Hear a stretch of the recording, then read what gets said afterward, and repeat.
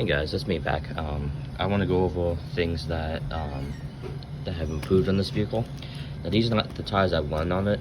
These are just like temporary tires I just like run on the street just so I can just get like some tuning in for it. I like to go over some speed controllers and over bashing on these cars. In particular, bashing is not really healthy for these type of cars.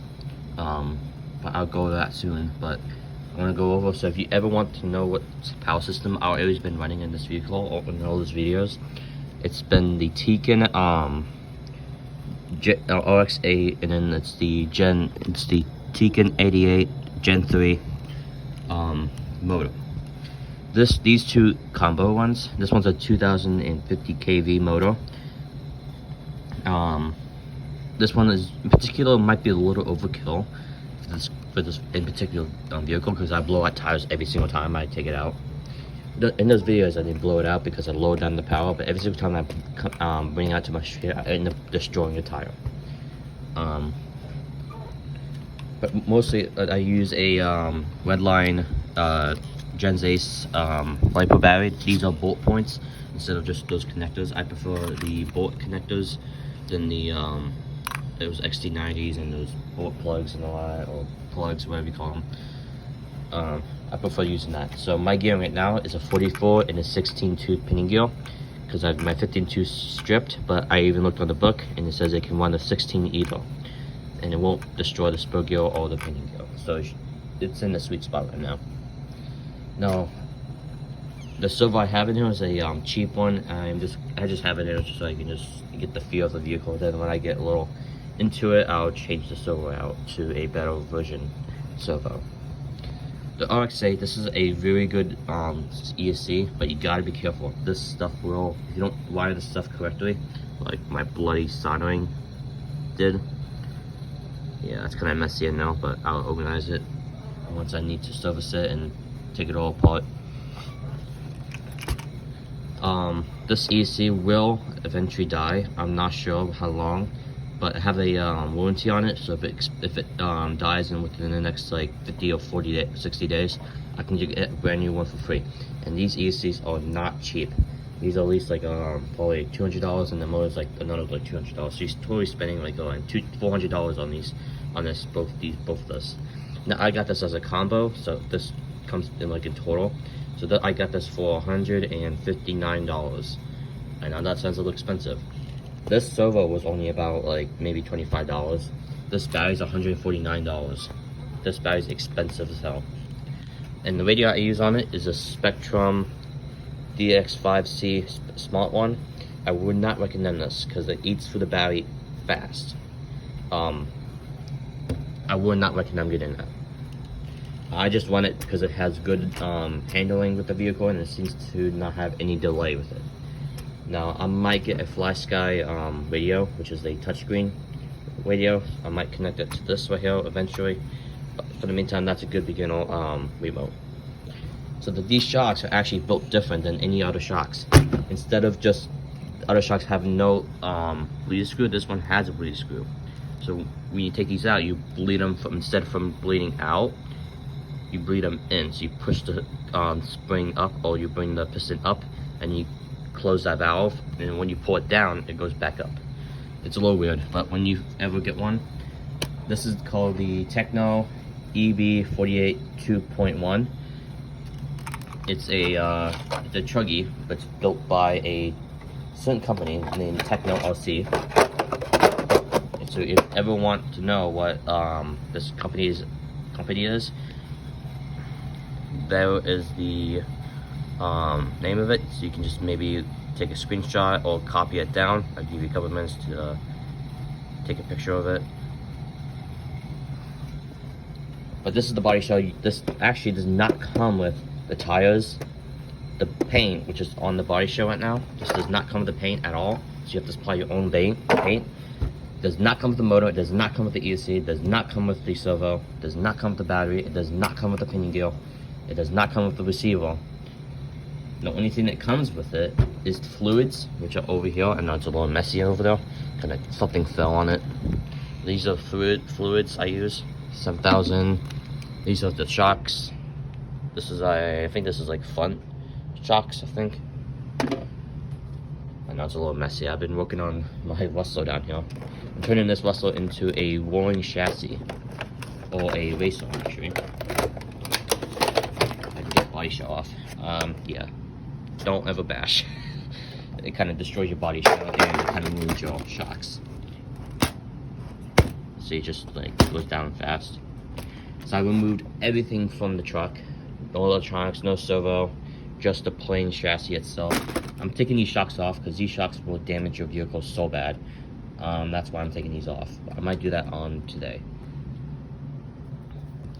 And the only things I broke on this vehicle was bulkheads. The screws that go in here are just way too short, so I put a longer screw. So that's another thing to know, is that you might want to put a longer screw into these, because I have broken a bunch of these in my racing time. Now the battery, I have actually two batteries of these. So I have this battery just for like racing, and then I have the other battery for like maybe like backup. So this battery dies on me during racing, I have another one just for backup. And I put this stuff on the back right here, which is called just like normal electrical tape. I just put it on the back to help give it cushioning, just because when the car crashes in the front like that, it's gonna absorb a lot of impact, and it's probably gonna go for the battery case and it's all that. I did get a brand new battery case. This was cracked though, that's why I have this on now. Good thing it did not destroy my battery, so that's the most relieving thing I ever felt. So these are actually optional parts. The optional parts I got on this is the pinion gear and the spur gear. Now these are both metal. This is made out of steel. This is made out of steel, so these are going to be impossible to break. Now everything is going to break eventually. So now the front diffs have been leaking a little bit. You can see there's a little dot on there. Let's see if I can just get my finger on now. See, it's been leaking a little bit, but I managed to repair that, so it's good now. Rear diff was also leaking, but I also fixed that problem. Steering wise, this thing just churns insane. I can't even imagine how much this thing churns. But overall, this car is just a racing truck. It is not designed to be launched like 10 feet high in the air most of the time. Now I'm gonna be talking about bashing, so let's get this car out of the way.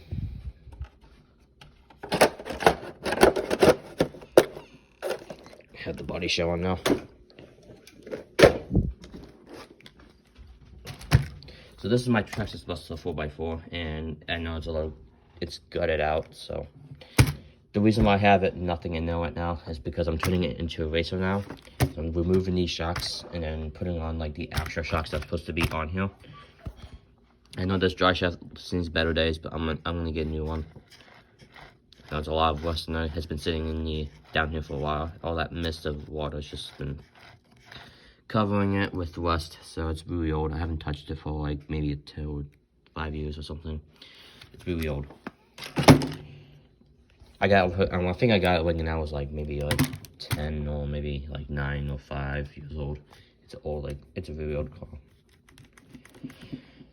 But yeah, this is my Rustler, so don't ever bash, because I actually broke the steering look before. So it's kind of like messed up right now. The steering's messed up. I also destroyed the dry shafts. I destroyed my chassis one time. I actually split it in half, I blink, one time.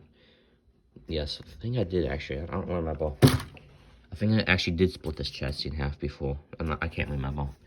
I stripped a bunch of spur gears, which was not fun. Yeah, and I've been going for a lot of body shells. This is one of my body shells. This used to have a red body shell. This used to be a brushed version. As you can tell, I still have the plastic buckles up here, top arms or something. But this is like a new body shell, and it's already like destroyed and it's tired. But you can tell I'm missing a couple things. Like I'm missing the heat sink plate right here for the motor. I'm missing the servo. I'm missing the top, which is actually right here. This will go like right here, like that. But I don't be running this. I'll be running an old plan to make this thing lightweight, so when it goes racing, I don't have to worry about using that huge, enormous thing so it can just cover up my whole entire car. So I have more like extra room to put more stuff in. Now drivetrain wise, it moves freely, nothing's seized up. If you can't spin drivetrain like with only your finger, then your bearings need to be serviced. Now my bearings are perfectly fine. Now again, this wheelie bar, it's going to come off because it's not really required on these things. And then, yes, it's cracked and it's broken. I told you it's an old vehicle. I've been bashing it, and it's, yeah, just don't bash your cars because it's gonna ruin your whole entire vehicle. That's mostly it for this car, I believe. Oh yeah, my discs are leaking, so I need to fix that. Rear is also leaking, so I'm going to get some new disc stuff for it. But mostly that's it for my Westlaw. All my racing buggy, on my buggy and my 1/10 scale Chuggies, tires are actually up there. I can get some actually to show you what I run. So there's actually different types of compound. Now these are the foams I use. These are soft compound foams, so they're really soft. Same with these are all soft compound tires. These are for like my buggy or something. Let's see. And then these ones in here are on-road tires. These ones are belted, so I use them sometimes on my 1/10 scales to make use of speed ones. If you have any questions about this truck or about that truck or tires wise, I can put it down in the comments down below and I'll answer those for you. Alright, I'm out.